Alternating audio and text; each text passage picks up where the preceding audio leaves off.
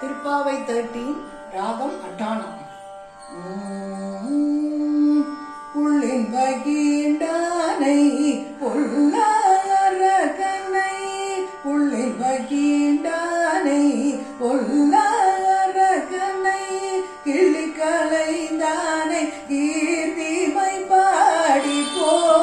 கிளி கலைந்தானை கீர்த்திமை பாடி போய், பிள்ளைகள் எல்லாரும் பாவைகளும் புகார், பிள்ளைகள் எல்லாரும் பாவைகளும் புகார், வெள்ளி எழுந்து வியாழம் உறங்கிட்டு,